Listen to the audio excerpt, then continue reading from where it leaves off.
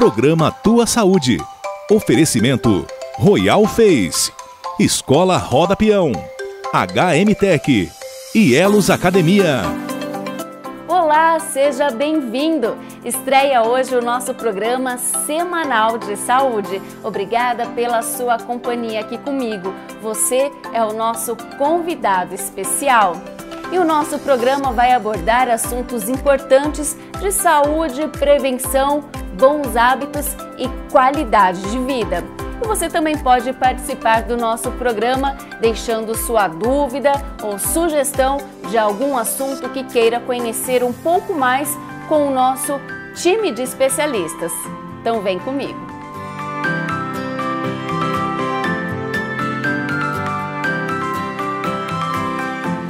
E hoje na estreia nós vamos falar sobre saúde da mulher e o nosso convidado é o Dr. Guilherme Accorsi, que ele é ginecologista e obstetra. E nós vamos falar sobre câncer de colo de útero e como se prevenir. Obrigada pela sua presença, doutor. Seja bem-vindo. Obrigado, Natália. Obrigado pelo convite. É um prazer estar aqui com vocês. Bom, o Dr. Guilherme, ele é especialista em oncologia ginecológica e cirurgia minimamente invasiva. É isso, doutor?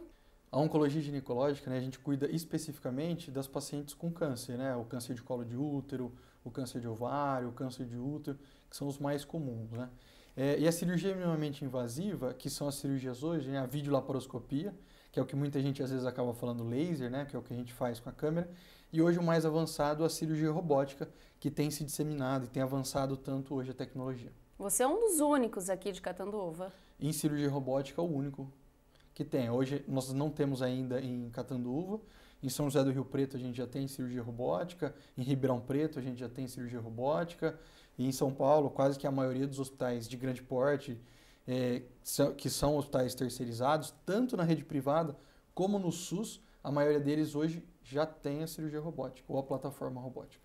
E o Dr. Guilherme, ele é bem novo, Ele é novinho e muita gente deve estar aí se perguntando sobre o sobrenome Accorsi, Então ele é filho do Dr. Alfeu Accorsi, Lá do Instituto Accorsi, doutor? Isso. Muita gente, bom, também é super parecido, Não tem como negar. Não dá para falar que eu não sou filho dele. Eu me formei aqui em Catanduva, na Faculdade de Medicina de Catanduva. Depois fui fazer especialização em ginecologia, eu também sou ginecologista e obstetra, de base. E aí fui me especializar no Hospital do Câncer de Barretos, onde lá eu tirei o título de cirurgia robótica. E estou aqui em Catanduva trabalhando já na parte de cirurgia avançada, de alta complexidade e oncologia ginecológica, já tem 2 anos já.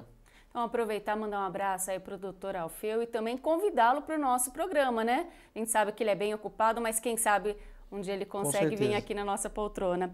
Bom, vamos falar então sobre o câncer de colo de útero. Ele é o terceiro tumor mais maligno, frequentemente na população feminina. Os dados são alarmantes, mas dá para prevenir? Com certeza.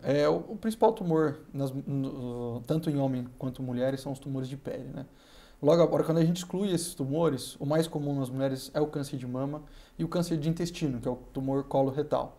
Depois a gente, no Brasil hoje, o câncer de colo de útero, ele é o terceiro mais comum. O que alarma que você falou é que ele é prevenível, tá bom? Porque o que causa o câncer de colo de útero é a infecção persistente pelo vírus do HPV, que é uma doença sexualmente transmissível.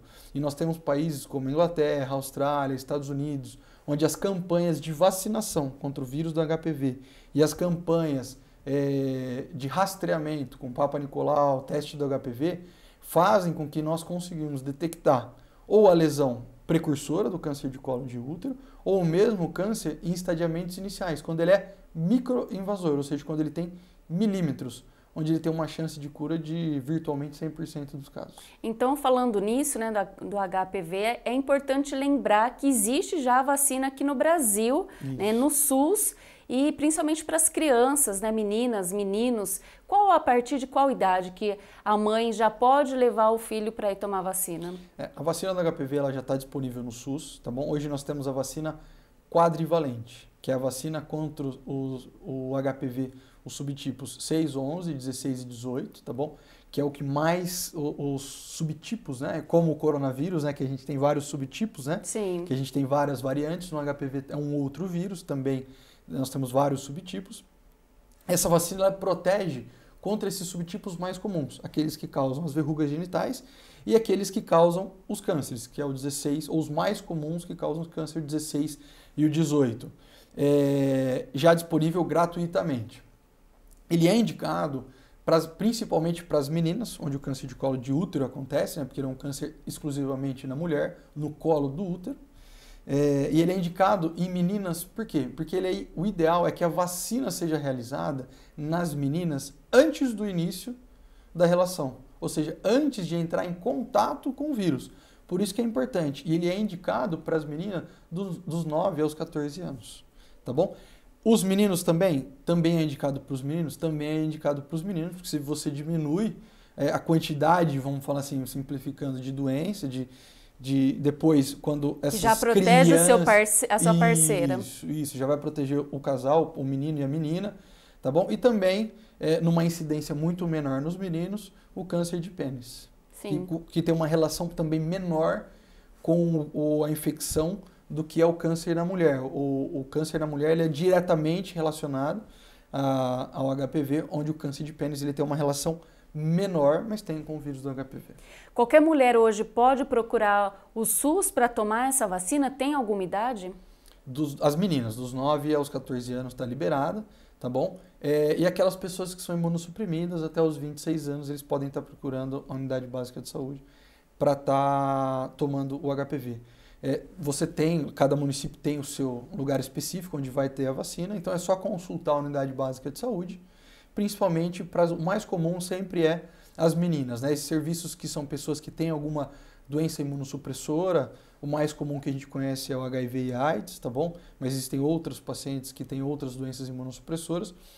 Como eles fazem no SUS um acompanhamento diferenciado, isso dentro do próprio serviço já tem um direcionamento para esse tipo de vacinação. Então aí, mamães, vamos ficar atentas aí, né? E levar nossas crianças para estar se vacinando, que é uma vacina, né? É uma prevenção muito importante aí, essa vacina do HPV. Então vamos falar sobre o câncer de colo de útero, né? Existe a cura, doutor? Tem sintomas também? A pessoa sabe que tem o câncer? Dá para saber logo no início? O principal foi o que eu falei, o rastreamento. A vacina ela é para prevenir a infecção. Então o objetivo é dar para as meninas e para os meninos antes de entrarem em contato, como a vacina do coronavírus, onde nós queremos que as pessoas tomem a vacina antes de entrar em contato com o vírus, para que não manifestem a infecção. E não manifestando a infecção do vírus do HPV, essa infecção persistente, recorrente, que durante anos vai estar ali no colo do útero da mulher, ela persistindo, ela vai evoluir para umas lesões precursoras. Essa lesão não tratada, ao longo dos anos, vai evoluir e vai se tornar um câncer. Então, o Papa Nicolau é no momento onde a infecção se transformou nessas lesões precursoras, onde essas lesões vão evoluir para o câncer. Então, é nesse momento que a gente quer fazer, o objetivo do Papa Nicolau é fazer nesse momento. E quando nós diagnosticamos a lesão pré-maligna, que é o que a gente chama das lesões de alto grau, para as mulheres que assistem já foram no ginecologista, ou os NICs, né, que a gente já ouviu falar, que não é o câncer em si, a gente ressecando, elas são completamente curáveis, ou mesmo quando o tumor ele não dá sintomas, quando ele é microinvasor, ele também é curável. E também é possível preservar a fertilidade, ou seja, você detectar o câncer, tratar ele quando ele é minúsculo, quando ele é microinvasor, quando ele tem milímetros, e possível preservar o útero, ou seja, essa paciente conseguir ter filhos depois. Ele é curável? Depende dessa evolução. O tumor ele começa muito pequenininho e ele vai crescendo. Então depende do momento. O que Bem a gente no chama, início. ele é curável e depende do estadiamento. E aí a cada momento, a cada tamanho, existe um tratamento diferente e existe uma chance de cura diferente. Certo. Doutor, quem tem ovário policístico pode ter um risco maior de câncer? Do câncer de colo de útero, especificamente, não. Não. Porque ele está relacionado com a infecção do vírus do HPV. A mulher que tem síndrome do ovário policístico é aquela mulher que ela tem um atraso na menstruação, as menstruações irregulares. Isso tem a ver com o fator hormonal. O ovário policístico, ele é uma consequência da alteração hormonal que essa paciente tem. Então ele é uma consequência, ele não é a causa das alterações hormonais. Outra causa das alterações hormonais está relacionada com o câncer da Fátima Bernardes, que ele é diretamente relacionado ao estímulo hormonal. Então, para a gente desenvolver um câncer, a gente sempre tem que ter um estímulo agressor. Para o câncer de colo de útero, é o vírus do HPV. Para o câncer do corpo, do endométrio, é o estímulo hormonal. Ou uma das principais causas para o câncer de endométrio ou do corpo do útero é o estímulo hormonal. E a mulher que tem ovário policístico, ela tem esse estímulo hormonal, essa irregularidade hormonal. E essa irregularidade hormonal, ela vai causar um estímulo crônico no útero, um estímulo crônico. Como câncer de pele. Aquelas pessoas que trabalham muito no sol, aquele estímulo, não usa protetor solar, aquela agressão, risco. Então, essa paciente tem um risco aumentado do câncer quando tiver na menopausa, um risco aumentado do câncer de endométrio. E aquela moça mais jovem que teve a infecção pelo vírus do HPV, que tem essa agressão, o câncer de colo de útero. Doutor, vamos falar então um pouquinho sobre o tratamento. A pessoa que é diagnosticada com câncer de colo de útero, então qual é o tratamento? Existe uma cirurgia? Existe um tratamento? Como que é feito? A paciente que é diagnosticada com câncer de colo de útero, né, como eu disse, é o estadiamento, é o momento da doença. Ela é inicial? Ela é intermediária? Hoje, quem já teve um contato, um parente ou quem já teve câncer, já ouviu falar que a gente classifica, né? 1, 2, 3 e 4, né? Então, esse momento que a doença está é o que vai determinar para a gente o tipo de tratamento. Nos seus estadiamentos mais iniciais, ou quando o tumor ele é pequeno, quando ele é inicial, a cirurgia para retirada do útero, ela é curativa, ou seja, a gente retira o útero. Essa cirurgia ela também tem estadiamentos, né? Vai desde uma cirurgia mais simples até uma cirurgia mais complexa. E a partir do momento que esse tumor ele passa a crescer, ele sai do colo do útero. Para as pessoas mais simples, né, sempre dizem que ele enraiza, né? Ou seja, quando ele dá metástase, a cirurgia deixa de ter um benefício. Na imensa maioria dos casos. Cada caso é um, lógico, mas na maioria das vezes, quando ele cria metástase ou quando ele enraiza, né, que as pessoas mais simples falam, a cirurgia não tem benefício, é a rádio e a quimioterapia. Então é muito importante fazer essa avaliação. O exame ginecológico, o exame especular, o exame de estoque, lógico, e os exames mais avançados, ressonâncias, tomografias, que a gente tem hoje para determinar isso, o tamanho do tumor. Ele cresceu um pouquinho para o lado, ele soltou um pedacinho, foi para um outro órgão, e aí nós vamos definir junto com o paciente pode operar, o paciente não pode operar, o paciente pode fazer a radioterapia, o paciente não pode fazer a radioterapia, o paciente pode fazer a quimioterapia, não pode fazer a quimioterapia. Então, para aquele paciente a gente vai individualizar essa conduta. A questão genética pode influenciar no câncer de útero? No câncer de colo de útero, né, é muito importante a gente diferenciar isso, tá bom? Porque a gente sempre vê o útero como um órgão só, mas como eu falei, a causa do colo é uma, a causa do corpo do endométrio é outra. Então esses tumores, a história natural, a biologia desses tumores são diferentes, como eles se desenvolvem, como eles crescem, como eles espalham, e o tratamento é diferente. Para aquelas pacientes que têm câncer de colo de útero, não tem uma relação com genética tão forte. É mais a infecção do vírus do HPV. É isso que vai fazer, esse é o fator principal, que eu falei, 98% das pacientes. Agora, para o câncer que você exemplificou da Fátima Bernardes, esse câncer ele tem uma relação mais importante com o fator genético hereditário, sim. E existe também, existe uma relação com os pólipos uterinos, com câncer? Não. Ou não? Não. O que a gente tem hoje, que às vezes pode acabar confundindo, são pacientes que têm pólipos intestinais. Depende do pólipo, esse pólipo pode ter um risco de vir a desenvolver um câncer. A gente não tem a lesão precursora do colo do útero, que essa lesão vai evoluir, no intestino a mesma coisa. E a gente sabe que é comum hoje, a paciente faz um ultrassom, doutor, tem um pólipo, um mioma, isso é uma doença benigna, o pólipo, isso, o pólipo ele é benigno, ele é extremamente comum na população feminina, como os miomas são. Então, como a gente às vezes tem essa relação, e muita gente ouve de conhecidos ou da família que tem um pólipo intestinal que evolui, às vezes acaba tendo essa relação do pólipo do útero, da verruguinha do útero, tem a relação, mas ela não evolui, ela não é uma lesão precursora para o câncer de colo de útero. Nós temos doenças genéticas, né? São doenças polipoides intestinais, que elas também têm relação com o câncer.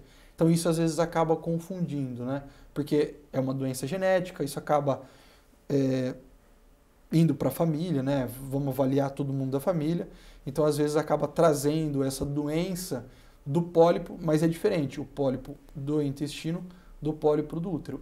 O útero não tem uma relação com o câncer de colo de útero ou com o câncer do corpo, o câncer do endométrio. Essas pacientes com câncer geralmente são jovens ou já estão na menopausa? As pacientes que têm câncer de colo de útero, geralmente dos 35 aos 45 anos. Por quê? O HPV ele é mais frequente nas meninas dos 20 aos 24 anos. E por que o câncer de colo de útero, se ele é diretamente relacionado ao vírus do HPV, ele acontece nas mulheres um pouco mais velhas, dos 35 aos 45 anos? Porque aquela menina jovem, o organismo dela consegue combater a infecção mais eficiente do que aquela mulher que está um pouco mais velha. Então, ela consegue combater, ela consegue eliminar o vírus, ela é mais eficiente nessa tarefa. Aquela mulher um pouco mais velha não consegue fazer isso.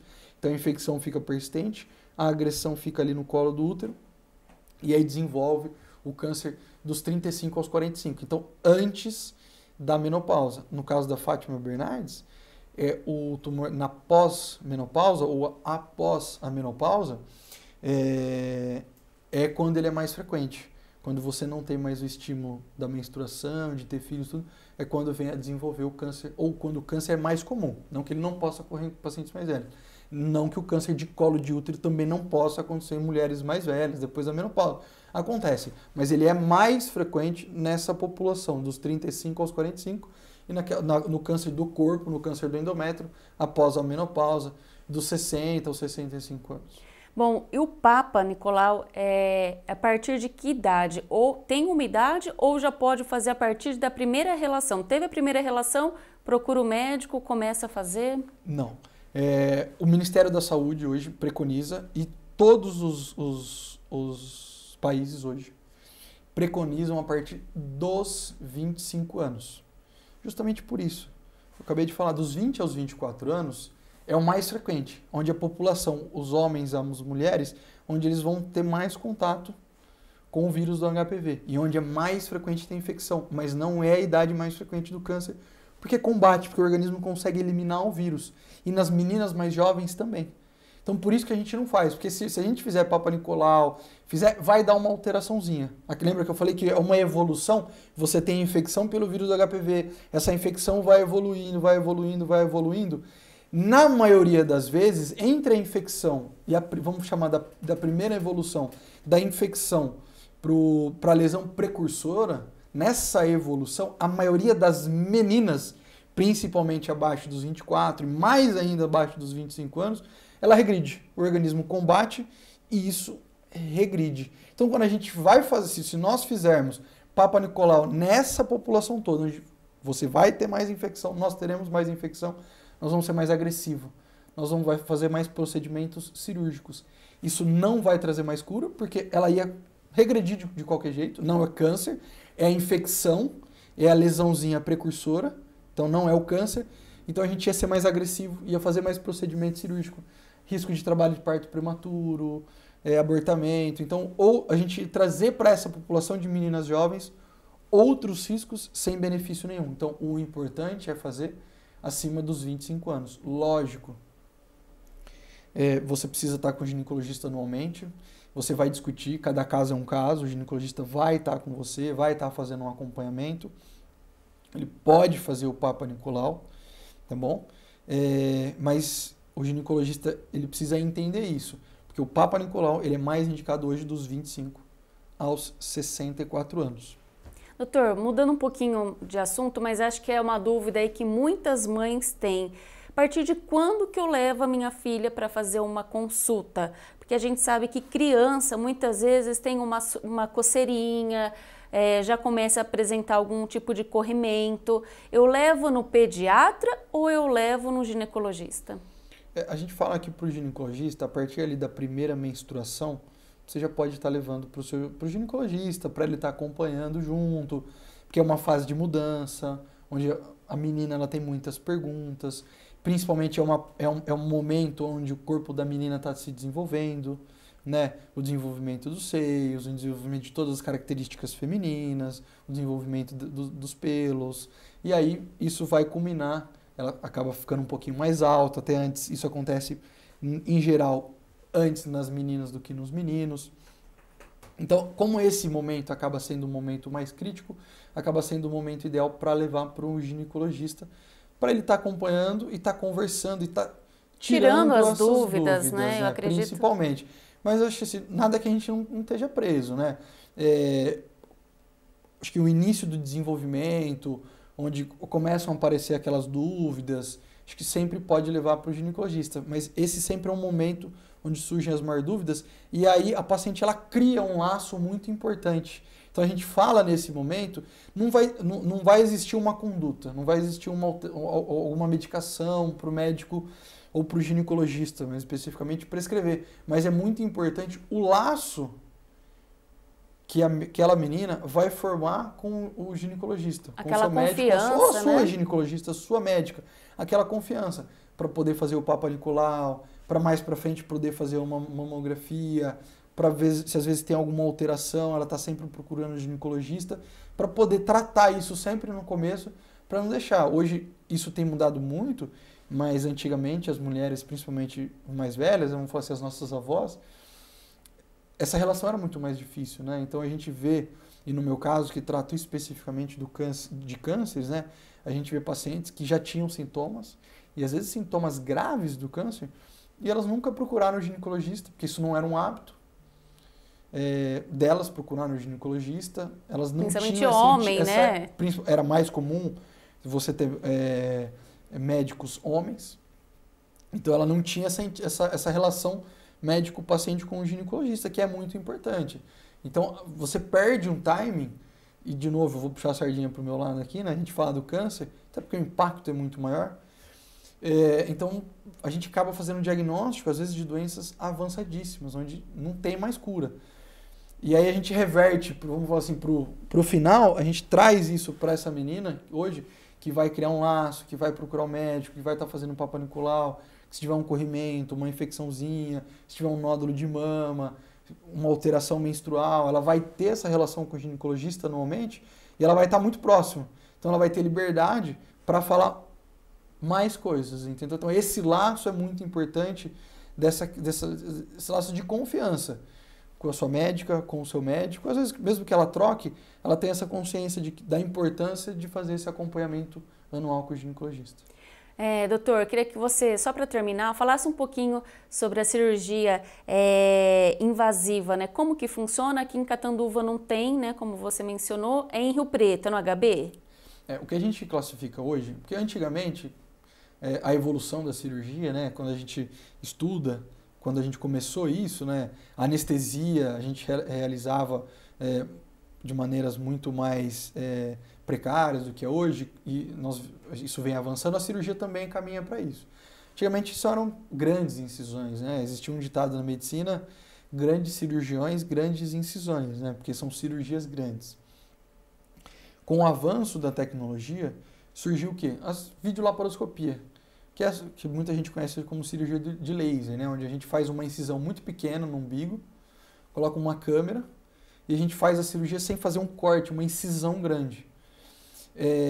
Para a cirurgia da mulher, a gente tem a abordagem por via vaginal, ou a retirada do útero, né, por via vaginal, sem fazer nenhum corte na barriga. Isso também é uma cirurgia minimamente invasiva. E hoje o avanço que a gente tem mais recente é a cirurgia robótica. Então, todos esses englobam a cirurgia minimamente invasiva. E a cirurgia robótica, hoje que tem em Rio Preto. Então hoje a gente faz para as nossas pacientes no consultório, no Instituto Acors Medicina da Mulher lá, eu e o Dr. Alfeu. Nós fazemos as cirurgias, 98% das nossas cirurgias são cirurgias minimamente invasivas, por videolaparoscopia e cirurgias vaginais. E por que a importância da cirurgia minimamente invasiva, que eu acho isso muito importante? A recuperação da paciente é menor, o sangramento é menor, o risco de complicações são menores, o tempo que essa mulher consegue voltar a trabalhar é melhor.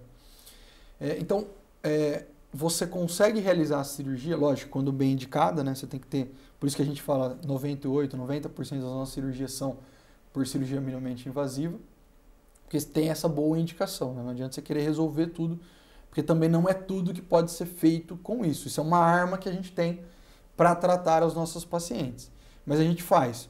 O que a gente não tem em Catanduva hoje é a plataforma, é o robô, que é o que a gente faz, que é a próxima evolução, onde aquele material que a gente usa para fazer a cirurgia de videolaparoscopia, a gente faz com um robô. E qual é o benefício que traz? Ele traz os mesmos benefícios da videolaparoscopia da cirurgia vaginal. Sangramento, complicações, recuperação, que são os principais. Além disso, o seu benefício maior da cirurgia robótica são para cirurgias de alta complexidade, cirurgias longas ou pacientes doenças mais difíceis, por exemplo, pacientes obesos. Por quê?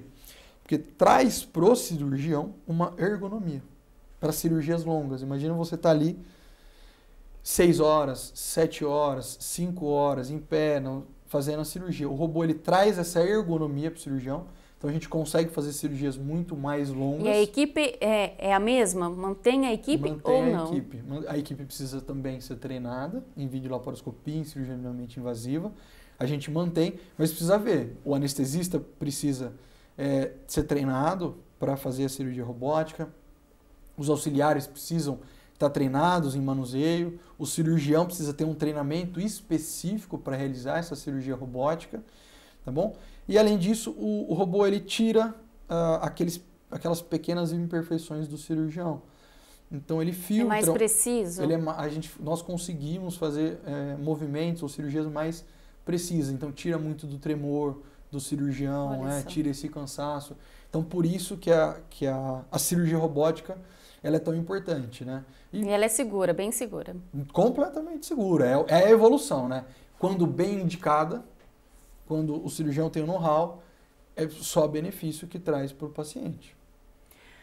Eu espero que você tenha gostado da nossa entrevista, nosso bate-papo aqui com o Dr. Guilherme Acors.